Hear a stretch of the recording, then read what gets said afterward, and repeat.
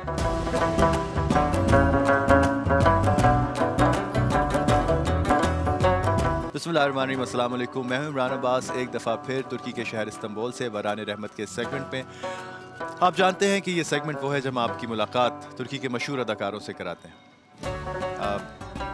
इस मुलाकात से पहले एक हदीस पाक सल्लल्लाहु अलैहि वसल्लम मेरे जहन में आई, जो मैंने सोचा कि आपके साथ शेयर करूं। नबी पाक सल्लल्लाहु अलैहि वसल्लम का इरशाद है कि बंदा अपने रब से सबसे ज़्यादा करीब सजदे में होता है। तो वो वक्त है कि जब हम अपने रब से सबसे ज़्यादा गिड़गिड़ा के दुआएं करें, क्योंकि अल्लाह उस वक्त अपने बंदे की दुआएं कबूल करता है। जनाब, अल्लामा इकबाल का एक शेर है कि वो एक सजदा जिसे तू गिरा समझता है, हज़ार सजदों से देता है आदमी को निजात। इस शेर में पूरा फ़लसफ़ा हयात है। हम जब अपने अल्लाह को अपना रब मानते हैं, अपना राज़िक़ मानते हैं, अपना लजपाल मानते हैं, अपना दाता मानते हैं, तो फिर हमें किसी के आगे झुकने की, गिड़गिड़ाने की ज़रूरत नहीं पड़ती। बस इस यकीन के साथ ज़िंदगी गुजारिए कि देना है तो उसी ने देना है, हमने मांगना है तो उसी से मांगना है। हाँ, हमें वसीला तलाश करना है नबी पाक सल्लल्लाहु अलैहि वसल्लम का, उन पाक हस्तियों का जिन पे अल्लाह का करम हुआ। इस सोच के साथ आगे बढ़ते हैं। इस सेगमेंट में आप जानते हैं कि हम आपकी मुलाकात कराते हैं तुर्की के मशहूर अदाकारों से, वो सारे अदाकार जिन्हें पाकिस्तान में अपने ड्रामों के थ्रू, अपने खूबसूरत शोज़ के ज़रिए आपके दिलों पे हुक्मरानी की, अपने आप को पहचानवाया, अपने आप से प्यार करवाया। आज की मुलाकात भी हम आपकी एक ऐसी एक्टर से करवाने वाले हैं जिन्होंने पाकिस्तान में चलने वाले ड्रामे मेरा सुल्तान में एक बहुत इंपॉर्टेंट पार्ट प्ले किया, और उनका कुर्लुस उस्मान जो कि अर्तुगरुल का नेक्स्ट सीक्वल है, वो पाकिस्तान में ऑन एयर होने वाला है, उसमें एक बहुत इंपॉर्टेंट पार्ट प्ले कर रहे हैं। पहले आप ये वीडियो क्लिप देखिए, हम वापस आते हैं और इनसे मुलाकात करते हैं। आज बाराने रहमत के खास मेहमान हैं बुराक सेरेमोला, जिन्होंने कुर्लुस उस्मान में एक अहम किरदार अदा किया। अर्तुगरुल गाजी के बाद बेहद पसंद किए जाने वाला ड्रामा कुर्लुस उस्मान न सिर्फ बड़ों बल्कि बच्चों में भी निहायत मकबूल है। बुराक सेरेमोला ने कुर्लुस उस्मान के अलावा कई टर्किश ड्रामों और फिल्म्स में भी काम किया, लेकिन कुर्लुस उस्मान में अदाकारी के बाद इनकी शोहरत में जैसे चार चांद लग गए।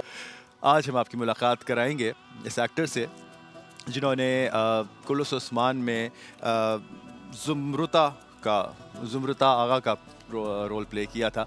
इन लोगों के कैरेक्टर्स के नाम ज़रा थोड़े से मुश्किल होते हैं, इसलिए ज़बान में मुश्किल से चढ़ते हैं, और जो एक्टर्स के नाम हैं वो भी थोड़े से पाकिस्तानी नामों से मुख्तलिफ हैं, इसलिए ज़रा मुश्किल से प्रोनाउंस होते हैं। आपका नाम है जी बुराक सेरेमोला। अस्सलाम वालेकुम। वालेकुम अस्सलाम।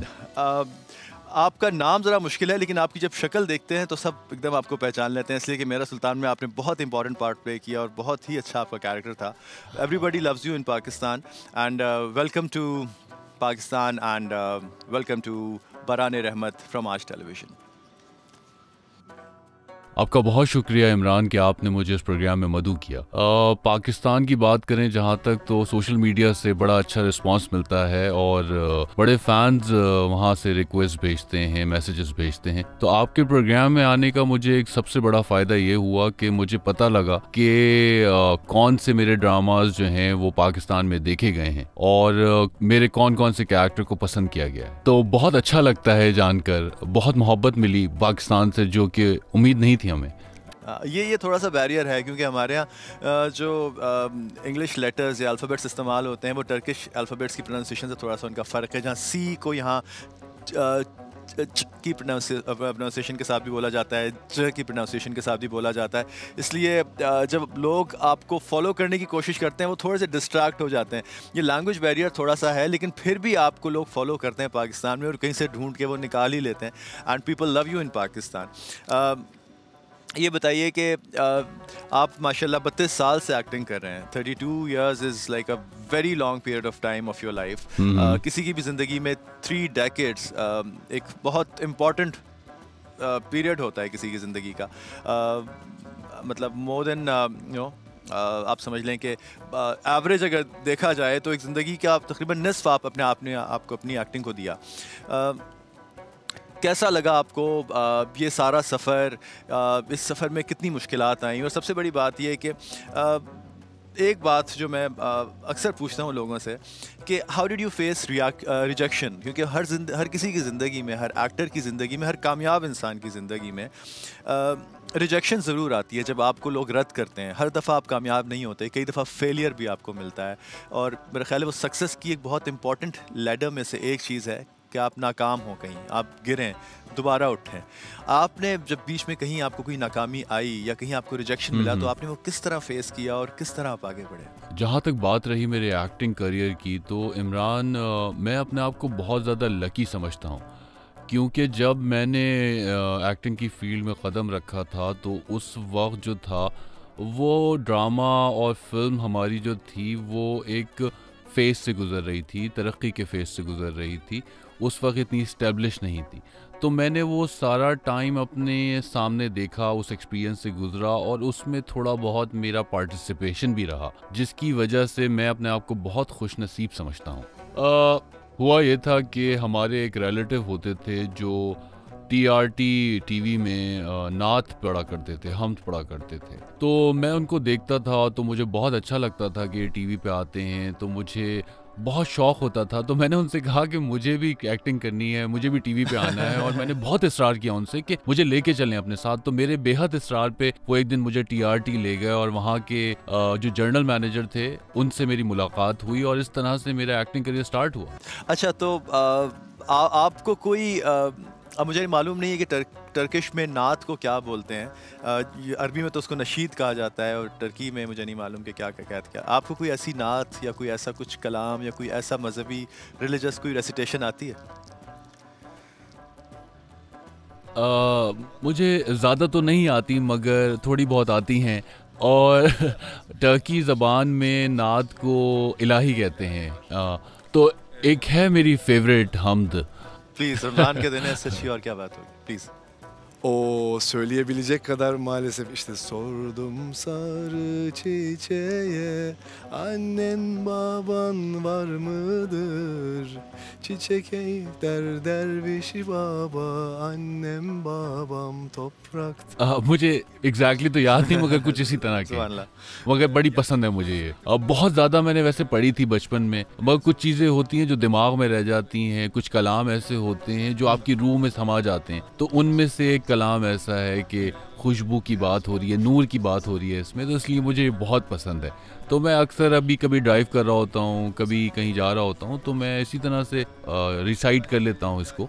तो बस ये मेरी रूह से बड़ी करीब है। और अक्सर ऐसा होता है कि जब मैं परेशान होता हूँ या मुझे कोई मुश्किल होती है ज़िंदगी में, तो मैं इस तरह के कलाम सुनकर अपनी रूह को तस्कीन पहुँचा लेता हूँ। और जैसा कि मैंने बताया, जब एक्टिंग करियर स्टार्ट हो गया मेरा, तो फिर मैं थोड़ा सा दूर हो गया इन चीज़ों से, क्योंकि मसरूफियत इतनी ज़्यादा थी। वरना पहले मैं बाकायदा चाहता था कि पढ़ूँ, क्योंकि मेरी इंस्पिरेशन थे जो मेरे अंकल थे, जैसे मैंने आपको बताया था। और क्योंकि मैंने एज अ चाइल्ड स्टार काम शुरू किया था, और अब ऑलमोस्ट 32 साल हो चुके मेरे एक्टिंग करियर को, तो मैंने बहुत कुछ सीखा। मैंने बहुत सारे ड्रामों में एक्टिंग की, मैंने बहुत सारे प्रोजेक्ट्स किए, और जो पीरियड प्लेज होते हैं वो मुझे बहुत अच्छा लगता है, और जो मेरे कैरेक्टर को पजीराई मिली। और अब तो मुझे लगता है कि इतनी एक्टिंग कर ली कि अब मैं बूढ़ा हो चुका हूँ। नहीं, आप अभी भी यंग हैं, आप बिल्कुल। अच्छा। हमारे बड़े सगीर में, पाकिस्तान, इंडिया में तो, टर्की में भी शायद, लेकिन और हॉलीवुड में तो स्पेशली मुझे लगता है कि 40 के बाद ही हीरोज़ जो हैं वो सही इस्टेब्लिश होते हैं, और उनकी जो असल जो कैरेक्टराइजेशन होती है वो 40 साल के बाद की होती है। तो वो तो एक कॉन्सेप्ट ख़त्म ही हो गया है कि यंग हीरो, बिकॉज क्योंकि एक मर्द जो मैच्योर होता है सारे एक्सपीरियंसेस के बाद, वो 40 के बाद ही होता है। तो I think that is the perfect age for any actor to perform a good role. आप एक्टिंग सिखाते भी हैं, और आप एक्टिंग के कोच भी हैं। ये कितना मुश्किल काम है, और ख़ास तौर पे ये मुझे बताइए कि एक्टिंग क्या अचानक आ जाती है सीखने से, या इसके जरासीम आपके होने चाहिए, या कोई भी शख्स यहाँ जो खड़ा हुआ है, या वो या मैं, हम जिसको एक्टिंग नहीं आती हो, वो आपसे एक्टिंग सीख के एक्टिंग कर सकता है, या एक्टिंग का प्रोसेस वक्त के साथ साथ उसको मैच्योर करता है, पॉलिश करता है, या ये अगर नहीं हो तो बस फिर आती ही नहीं है, चाहे आप कितनी कोशिश करें? जहाँ तक बात है एक्टिंग सिखाने की, तो मैं समझता हूँ कि इसमें ना दो तरीक़े होते हैं। एक जो है वो आप कहते हैं कि आपका उस्ताद है और एक दूसरा आप जो है वो आपका मेंटोर होता है। तो उस्ताद का काम होता है आपको सिखाना, बताना, और मेंटोर जो होता है वो आपका पोटेंशियल को समझकर आपको सीधा रास्ता दिखाता है, आपको वो रास्ता दिखाता है जो आपको कामयाबी की तरफ ले जाए। तो मैं जो हूँ बच्चों को एज अ मेंटोर काम करता हूँ। मैं उन्हें बताता हूँ कि उनके अंदर कितना पोटेंशियल है, कि वो कौन सा रास्ता लें या वो कौन से रोल सेलेक्ट करें या उनकी कौन सी स्किल जो है वो उसमें इजाफा कर सकते हैं, पॉलिश कर सकते हैं। तो जो उनकी स्किल्स को पॉलिश करने का काम है दरअसल वो मैं करता हूँ। तो उसके लिए मैं उनको डिफरेंट फील्ड्स में लेके जाता हूँ, उन्हें सेट्स पे लेके जाता हूँ, उन्हें दिखाता हूँ, क्योंकि एक एक्टर को चाहिए कि वो रियल लाइफ जो लोग हैं, जो कैरेक्टर्स हैं, जो रोड पे बैठे हुए लोग हैं, फ़कीर का कैरेक्टर है, दर्जी का कैरेक्टर है, तो हम वहाँ से इंस्पिरेशंस लें। क्योंकि कुछ एक्टर्स होते हैं जो सिर्फ स्क्रिप्ट रीड कर रहे होते हैं और कुछ होते हैं जो उस कैफियत को तारी कर लेते हैं, तो आपको लगता है कि वाकई ये इंसान जो है ना वो उस कैरेक्टर को निभा रहा है। तो मेरा यही काम है और मैं बच्चों को यही कहता हूँ कि अपनी स्किल्स को जो है अपने इर्द गिर्द के अपने माहौल को गौर से देखो, उनके देखो कि जेस्चर्स क्या हैं, एक्सप्रेशंस क्या हैं, वो किस तरह काम करते हैं। तो इस तरह से कोई भी कैरेक्टर जब आप करेंगे इंस्पिरेशन लेके तो वो बहुत ही अच्छा हो। अच्छा, आपको नहीं लगता कि अब आज के दौर में लोग, जो नई जनरेशन आ रही है, वो स्टार ज़्यादा बनना चाहती है और एक्टर से ज़्यादा, और सोशल मीडिया ने बाज़ लोगों को ओवरनाइट स्टार बना दिया है। मतलब आप कोई अनयूजुअल बात कर लें और आपके फॉलोअर्स अचानक मिलियंस में चले जाते हैं, और फिर आपकी एक्सेप्टेंस मीडिया में और लोगों में according to your fan following होती है कि इंस्टाग्राम पे कितने फॉलोअर्स हैं, फेसबुक पे कितने फॉलोअर्स हैं, ट्विटर पे कितने फॉलो कर रहे हैं, तो वो बड़ा स्टार है। और कोई एक्टर जो सारी ज़िंदगी काम करता आ रहा है और उसके फॉलोअर्स इतने नहीं है, इसलिए कि उसका ताल्लुक एक पिछली जनरेशन से है और प्रॉब्ली उससे कनेक्ट करने वाले उस तरह आज के बच्चे नहीं हैं। तो अचानक कोई लड़का, कोई यंग जनरेशन का कोई भी शख्स आता है और उसके यूँ क्रॉस करते हैं फॉलोअर्स, इस चीज़ को आप एग्री करेंगे इस चीज़ से आपके नहीं? और जो ये नई जनरेशन में जो स्टार बनने का रुझान है, ये कितना सही है? हाँ, बहुत ही अच्छा सवाल किया है। जैसे अगर मैं अपने आप को देखूं तो मैंने कभी कोशिश नहीं की कि मैं स्टार बनूं। मैंने हमेशा चाहा कि मैं एक अच्छा एक्टर बनूं, और ना ही कभी मैंने ये बात अपने दिमाग पे हावी की कि मुझे एक बहुत बड़ा स्टार बनना है, एक सेलिब्रिटी बनना है। क्योंकि एक्टर जो होता है ना वो ग्रास रूट लेवल पे काम करता है, वो छोटी छोटी चीज़ों को नोटिस करता है, वो बहुत ही हसास होते हैं एक्टर। और इसके अलावा जो है बहुत ज़रूरी है कि आप मुताला करें, आप जो हैं वो अपनी स्किल्स को डेवलप करें, क्योंकि अगर एक एक्टर जो है वो रुक जाएगा, क्योंकि पढ़ना बहुत ज़रूरी है, एजुकेशन बहुत इंपॉर्टेंट है। आप अगर जहाँ रुक गए वहाँ पे आपका करियर ख़त्म हो जाएगा, क्योंकि एक एक्टर जो है ना उसका लर्निंग कभी ख़त्म नहीं होती। आप एक एक्टर हैं इमरान, आप ये बात खुद समझ सकते हैं कि कितना ज़रूरी है ये स्किल डेवलप करने का, रुकना नहीं है। क्योंकि आप देखें दुनिया जो है ना वो बहुत जल्दी से और बहुत तेज़ी से बढ़ रही है आगे और बदल रही है। अगर मैं 30 साल पीछे देखता हूँ तो उस वक्त राइटिंग स्टाइल कुछ और था, मगर अब जो है लिखने का तरीका ही बदल गया है, अब कॉन्टेंट की शक्ल ही बदल गई है। अगर आप अमेरिका में देखें, आप यूरोप में देखें, आप डिफरेंट ममालिक में देखें, तो जो अच्छे एक्टर्स हैं वो ज़माने के साथ खुद को बदल रहे हैं। बिल्कुल, क्योंकि एक्टिंग, जो एक अच्छा एक्टर है वो एक्टिंग उसकी दिन ब दिन पॉलिश से पॉलिश ही होती रहेगी और वो आगे से आगे भी बढ़ता रहेगा। लेकिन ये जो स्टारडम का क्रेज़ है, मुझे लगता है कि अगर आपके अंदर स्किल्स नहीं होंगे तो वो एक वक्त आके फेड आउट हो जाएगा। लेकिन एक्टिंग एक ऐसा काम है जिसको डेफिनेटली आप आखिरी सांस तक सीख रहे होते हैं। मैं अभी तक अपने आप को एक अच्छा एक्टर नहीं मानता, बहुत से लोग नहीं मानते होंगे मेरे साथ साथ और भी, लेकिन मैं भी अपने आप को नहीं मानता। मुझे लगता है कि मैं अभी भी सीख रहा हूँ, और वो आप किसी से भी सीख सकते हैं, वो किसी आप न्यू कमर से भी सीख सकते हैं। बाज़ दफ़ा ऐसी छोटी छोटी चीज़ें होती हैं जो आप कहते हैं कि यार ये बच्चा बड़ा अच्छा कर रहा है, शायद मुझसे अच्छा कर रहा है। So it's a learning process till the end of your life. आपने मेरा सुल्तान में जो कैरेक्टर किया वो भी पीरियड, एक तरह से पीरियड प्ले ही था, और वो आज के दौर की कहानी नहीं थी। कुर्लुस उस्मान जो आपका अब जो आने वाला है वो भी एक पीरियड प्ले है, और वो भी एक एपिक है, और एक उसका ताल्लुक भी एक दूसरे इरा से है। Do you feel more comfortable playing a character of some different era, और आप या आज के कैरेक्टर को प्ले करने में ज़्यादा आपको मज़ा आता है? मतलब of course you can play both the characters, लेकिन आपको खुद ज़्यादा इन्जॉयमेंट आपको क्या लगती है, क्या आपको ज़्यादा एक्साइट करता है कैरेक्टर? एक पुराने वक्त का कैरेक्टर, क्योंकि आपको हमने जो दोनों कैरेक्टर्स में देखा वो कॉस्ट्यूम में ही देखा और आपको हमने रेगुलर उसके अंदर नहीं देखा. So do you enjoy playing those sort of characters और do you enjoy the contemporary roles? मैं बड़ी इंटरेस्टिंग बात बताता हूँ इमरान, क्योंकि जब हम ये प्रोजेक्ट स्टार्ट कर रहे थे तो हुआ ये कि हमारे डायरेक्टर ने हमें ऑलमोस्ट 6 महीने का टाइम दिया था. एक बाकायदा प्रॉपर कैंप लगा और ट्रेनिंग कैंप था वो, जिसमें हम सारे एक्टर्स जो थे उन्हें ट्रेनिंग दी गई इस ड्रामे की शुरू होने से पहले, जिसमें हमारी घोड़सवारी थी, तलवारबाजी थी और बहुत सारी दूसरी चीज़ें कि उस एरा में जो भी बॉडी लैंग्वेज थी वो हमें सिखाई गई. तो वो ट्रेनिंग इतनी अहमियत की हामिल थी कि उस कैरेक्टर को प्ले करने में हमें बहुत ज़्यादा आसानी हुई, क्योंकि अगर हम इसी तरह से जाके अगर खड़े हो जाते तो हमारी रेगुलर एक्टिंग होती, हमें समझ नहीं आता. तो वो सेशंस जो थे, जो वो ट्रेनिंग थी वो बहुत ही ज़रूरी थी, क्योंकि वो एक रेगुलर ड्रामा नहीं है. जैसे उस्मान की बात की आपने जो अभी आने वाला है, उसमें भी वो चीज़ें जो थीं वो बहुत अहमियत की हामिल थी, क्योंकि इससे पहले मैंने बहुत ज़्यादा रोमांटिक और कॉमेडी प्लेस किए हैं, जिसकी वजह से मैं हमेशा से चाहता था कि मैं कोई ऐसा पीरियड प्ले, कोई फाइट सीक्वेंसेस वगैरह करूं, जिससे मेरी प्रोफाइल में जो है ना वो एक और चीज़ का इजाफा हो जाए कि मैं सिर्फ लिमिटेड टू रोमांटिक कैरेक्टर्स और कॉमेडी कैरेक्टर्स नहीं रहना चाहिए था, क्योंकि कैरेक्टर्स जो है ना उसके लिए ज़रूरी है कि वो डिफरेंट टाइप के कैरेक्टर्स करे. तो वो मेरे इतना अच्छा लगा, मुझे इतना अच्छा महसूस किया मैंने, और मैंने बहुत कुछ सीखा इस प्रोजेक्ट से. और एक फ़ख्र की बात भी है कि वो इतना फेमस हुआ और लोगों ने बहुत ज़्यादा पसंद भी किया मुझे उन कैरेक्टर्स के अंदर.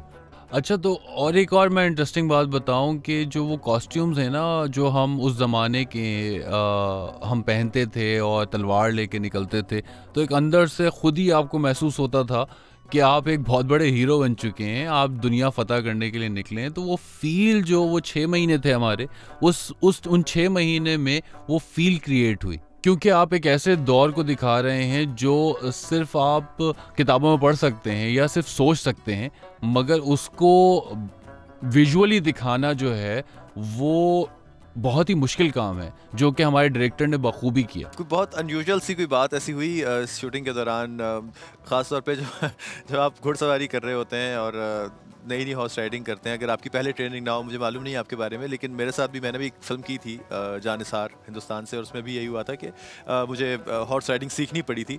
तो कई दफ़ा मुझे घोड़े से गिरना पड़ा और घोड़े ने मुझे शुरू में दोस्ती मुझसे नहीं हुई उसकी, तो फिर आहिस्ता आहिस्ता करके आपको जानवर को दोस्त बनाना पड़ता है. आपके साथ कभी कुछ ऐसा हुआ कि हॉर्स राइडिंग में आप गिरे, या और बाज़ ये होता है कि आप जब बहुत सारी पूरे हॉर्स, आपके पीछे पूरा काफिला होता है घोड़ों का, तो आप एक घोड़ा गिरता है तो फिर बहुत सारे गिरते हैं, तो आप बहुत सारे लोगों के जो है ना वो गिरने का सबब बन जाते हैं और बहुत सारे घोड़ों को गिराने का सबब बन जाते हैं.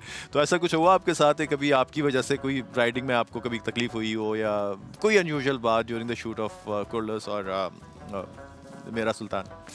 अच्छी बात ये थी कि जो ट्रेनिंग सेशंस थे वो इसीलिए थे कि जब हम शूट शुरू करें और शूट पे जाएं और सेट पे जाएं तो कोई मैसअप ना हो, वहाँ कोई गड़बड़ ना हो. मगर हुआ ये था कि एक दफ़ा ऐसा हुआ कि जब शुरू हुई थी घोड़सवारी की ट्रेनिंग मेरी, तो उस वक्त मेरी कोई घोड़े से इतनी दोस्ती नहीं थी और मुझे हॉर्स राइडिंग आती भी नहीं थी. तो हुआ ये कि मैं जो था जब बैठता था घोड़े पे तो बड़ा कॉन्शियस रहता था. तो लोग कहते थे कि तुम डरो नहीं, क्योंकि आपको पता होगा घोड़ा एक बहुत ही अक्लमंद जानवर है, तो वो महसूस कर लेता था कि मैं जो हूँ अनकंफर्टेबल हूँ, मुझे उसके साथ जो है वो इतना मेरा कंफर्ट लेवल नहीं है, मुझे लगता था कि मैं गिर जाऊँगा. और एक दो दफ़ा हुआ कि मैं घोड़े से गिर गया, और फिर जब मुझे ये बात रियलाइज़ हुई कि हाँ, इस घोड़े से दोस्ती करना मेरे लिए बहुत ज़रूरी है, मेरा इसके साथ कंफर्टेबल होना बहुत ज़रूरी है, तो फिर मैंने उस चीज़ पे काबू पाया और अल्हम्दुलिल्लाह मैं वो कर गया. और उसके बाद आप शूट में देखेंगे तो आपको नहीं लगेगा कि जैसे ये घोड़ा मेरा नहीं है. तो मेरी उससे बहुत ज़्यादा दोस्ती हो गई थी और मैंने अपने डर को निकाल कर बिल्कुल वो मेरे लिए ऐसा हो गया था जैसे मेरा बेस्ट फ्रेंड हो. अगर आप मुझसे पूछें कि मुझे कौन सा एक्सपीरियंस ज़्यादा इंटरेस्टिंग लगा, मतलब शूट और ट्रेनिंग में, तो मैं आपसे कहूँगा जो ट्रेनिंग वाले हमारे 6 महीने थे वो एक बहुत ही इंटरेस्टिंग टाइम था, बहुत ही अच्छा लर्निंग एक्सपीरियंस था. रोज़ हम कुछ ना कुछ सीखते थे. हमारे लिए डिफरेंट इंस्ट्रक्टर्स हायर किए हुए थे जो हमें आके रोज़ क्लासेस देते थे, जैसे घोड़सवारी हो गई, तलवारबाजी हो गई, फिर वो कॉस्ट्यूम्स हो गए, हमारे आपके स्टाइलिस्ट आ गए। तो वो जो छोटी छोटी चीज़ें सीखने को मिली उन 6 महीने में, वो जब शूट से ज़्यादा मेरे लिए इंटरेस्टिंग एक्सपीरियंस था, बहुत अच्छा रहा वो मेरे लिए। अच्छा, कभी ऐसा होता है कि क्योंकि आपका ताल्लुक एक्टिंग सिखाने से भी है, तो आपको लग रहा हो कि मेरे साथ जो एक्टर परफॉर्म कर रहा है वो थोड़ा वीक है, या वाइल एक्टिंग आपको या जब शूट करा रहे हो उस वक्त आपने किसी को सिखाया एक्टिंग, मतलब आपके साथ जो कंटेम्प्रेरी एक्टर्स होते हैं या आपके साथ जो काम कर रहे होते हैं, कभी आपको लगे, क्योंकि एक्टिंग बजाते खुद रिएक्शन का नाम है, अगर दूसरा अच्छा करेगा तो आपका रिएक्शन अच्छा निकलेगा, अगर आपको सामने वाला एक्टर अच्छा नहीं होगा तो आपका रिएक्शन भी वीक पड़ जाएगा। तो कभी आपको ऐसा लगा कि दूसरे की एक्टिंग की वजह से आपका किरदार या आपकी एक्टिंग इफेक्ट हो रही है और आपने उसको समझाया हो कि इसको ऐसे नहीं ऐसे करो क्योंकि इससे पूरा सीन ख़राब हो रहा है? बहुत ही मुश्किल और सेंसिटिव सवाल कर दिया आपने, क्योंकि अक्सर सेट पे ऐसा होता है कि हम देखते हैं कि सामने वाले के रिएक्शन से हमारी एक्टिंग ख़राब हो रही है, मगर इस तरह से किसी को बताना जो है वो उसका रिएक्शन बहुत ज़्यादा ख़तरनाक भी आ सकता है, सेट पे लड़ाई भी हो सकती है और सामने वाला ऑफेंड भी हो सकता है। तो हमारा मकसद सिर्फ काम को अच्छा करना है, किसी को ऑफेंड करना नहीं है। तो अगर कभी मैं ऐसा महसूस करता हूँ तो मैं क्या करता हूँ कि उस इंसान को साइड पे ले जाकर आराम से उसको बताता हूँ, वो भी रिक्वेस्ट के अंदाज में, कि हो सकता है कि अगर तुम इस तरह से कर लो या तुम इस तरह से एंट्री ले लो या तुम इस तरह से डायलॉग बोल लो, तो उससे होगा ये कि काम और अच्छा हो जाएगा, और वो भी बहुत ही मुद्दबाना तरीके से। ऐसा नहीं कि सबके सामने खड़ो कि आपने किसी को करेक्ट कर दिया। तो किसी की तजलील करना मकसद नहीं है, उनको सिर्फ बताना मकसद है, क्योंकि सब चाहते हैं कि काम अच्छा हो, और बस यही कोशिश होती है कि किसी की दिल आज़ारी ना हो और उस तरह से उसे प्यार से बता दिया जाए। और अच्छी बात ये हो सकती है कि सामने वाला खुद मुझसे पूछे कि सर आगे ऐसे बेहतर हो सकता है, क्या इसमें कोई इम्प्रूवमेंट आ सकती है, तो उस वक्त बताना जो है ना बहुत अच्छा लगता है और एक इज्जत का एहसास होता है। जो जूनियर एक्टर्स होते हैं, मुझे लगता है जूनियर एक्टर्स से मतलब ये कि जो जिनका तजर्बा कम हो, उनको बड़े मुझे तो लगता है कि मैं अभी तक बड़ी खुशी से, अगर मेरा कोई सीनियर एक्टर मुझे कुछ बताए तो मैं बड़ी खुशी से उसको एक्सेप्ट करता हूँ। मुझे लगता है कि वो मुझे सिखा रहा है और डेफिनेटली उसका तजर्बा मुझसे ज़्यादा है, तो वो मुझसे ज़्यादा जानता है। और अगर वो मुझे सबके सामने भी कह देता है तो मैं बिल्कुल ऑफेंड नहीं होता इस बात से, इसलिए कि यकीनन उसने मुझसे ज़्यादा वक्त गुजारा है, उसने जो बाल सफ़ेद किए हैं मुझसे ज़्यादा सफ़ेद किए हैं, धूप में नहीं, अपने काम और वक्त के गुजरने के साथ साथ। तो आपको डेफिनेटली अपने बड़ों का सुनना चाहिए। आपके माशाल्लाह बच्चे कितने हैं, फैमिली में कौन कौन है आपकी? हाँ, मैं बिल्कुल शादीशुदा हूँ और तकरीबन 13 साल पहले मेरी शादी हुई थी और 6.5 साल का मेरा बेटा है। अच्छा, माशाल्लाह। तो उसका नाम क्या? नाम पूछा ना? हाँ, देखिए मुझे भी उर्दू समझ आने लगी है। उसका नाम है ओडिन नाम है उसका। और मैंने बड़ी रिसर्च की थी उसका नाम रखने से पहले, तो पुराने टर्किश नेम्स में से मैंने ये लिया है, उसका नाम रखा है। अच्छा, एवित यहाँ कहते हैं हाँ को, if I am not wrong, एवित इज यस, राइट? यस, एवित जी, एवित इज यस, यस।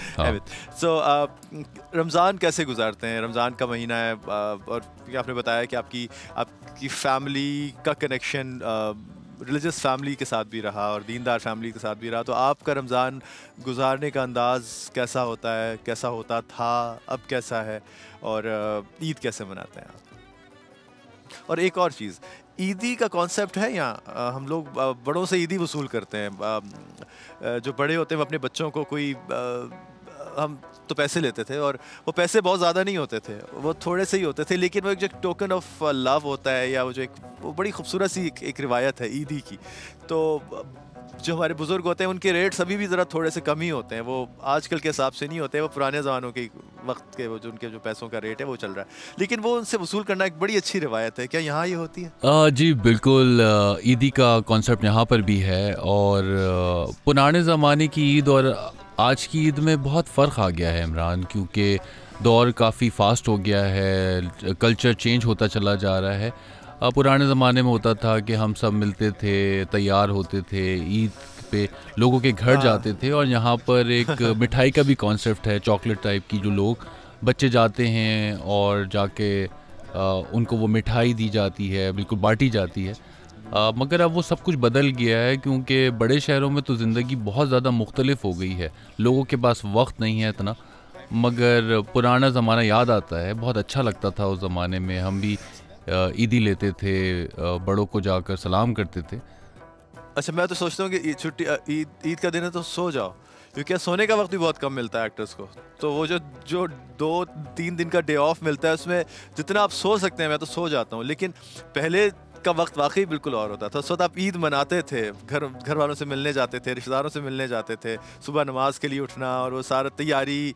और मुझे याद है कि वो जूते रात से रखने कपड़ों के साथ के सुबह ये कपड़े पहनने, ये जूते पहनने, वो कॉन्सेप्ट बिल्कुल अब ख़त्म ही हो गया। और हम लोगों ने अब इतनी शॉपिंग करनी शुरू कर दी है कि जो पहले ईद के ईद हमारे कपड़े बनने का एक ख़ास इंतज़ार होता था वो कॉन्सेप्ट ख़त्म हो गया। हाँ, सही कह रहे हैं कि वो पहले जब हम छोटे होते थे तो ये होता था कि सुबह उठना है, तैयार होना है, नमाज़ पे जाना है, और नमाज के बाद अब हमारे जो मेरे ग्रैंड पेरेंट्स थे हम उनके घर जाते थे और उनके घर कम से कम 3 दिन गुजारते थे, और रोज़ाना शाम में दावत होती थी और ख़ानदान वाले आते थे, तो बहुत ही अच्छा लगता था। और रमज़ान में भी ऐसा ही माहौल होता था कि अफ्तारियों का इंतज़ाम हो रहा है, सहरियों का इंतज़ाम हो रहा है। ये सब मैंने देखा है एज अ चाइल्ड।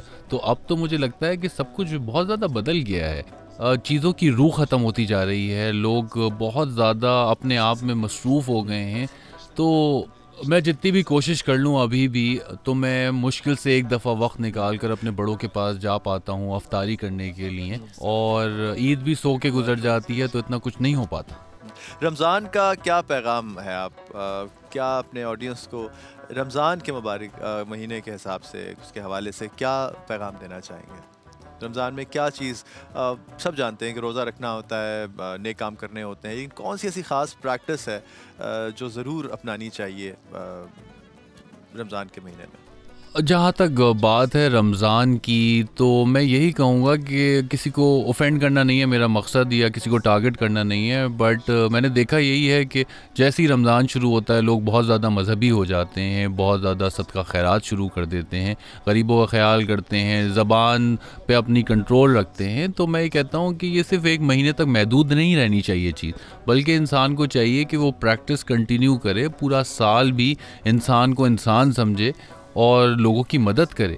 ये नहीं है कि आपने एक महीने किया और उसके बाद जो है वो आप भूल गए, क्योंकि हमने यही देखा है जैसी ईद आती है, जैसे ही चांद निकला ईद का, तो दोबारा से वही रूटीन शुरू हो गया, वही सिलसिले शुरू हो गए जो आम ज़िंदगी में थे। कि अल्लाह ताला ने रमज़ान का महीना हमें एक तोहफ़े की तरह दिया है, और इसमें हम जितनी तौबा और इस्तिग़फ़ार करें उतनी कम है, मगर उस इस्तिग़फ़ार का फ़ायदा जब होगा जब उसका हमें इम्प्लीमेंटेशन जो है वो अगले 11 महीने में भी दिखेगा। ऐसा नहीं है कि एक महीने मैंने इस्तिग़फ़ार की और उसके बाद मैंने वो सब भूल गया जो मैंने तौबा इस्तिग़फ़ार की थी।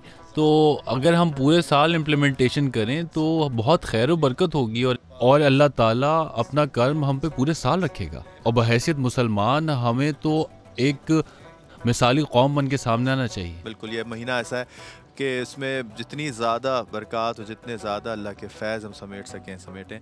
और ये आपने बहुत ही अच्छी बात की कि एक तो अपना एनालिसिस करना, जो एक इंट्रोस्पेक्ट होता है वो बहुत ज़्यादा इम्पॉर्टेंट है। हम दूसरों को देखते रहते हैं, अपने अतराफ़ में देखते रहते हैं, लेकिन ये भूल जाते हैं कि हमारे अंदर क्या जंग चल रही है, हमारे अंदर क्या ख़राबी हुई है, क्या हलचल मची हुई है, क्या तबाही हुई है, हमने अपनी ज़ात को, अपनी रूह को, अपने नफ्स को किस हद तक डैमेज कर लिया है। इसका इंट्रोस्पेक्ट हमें मिलता ही नहीं है, ये वक्त नहीं मिलता।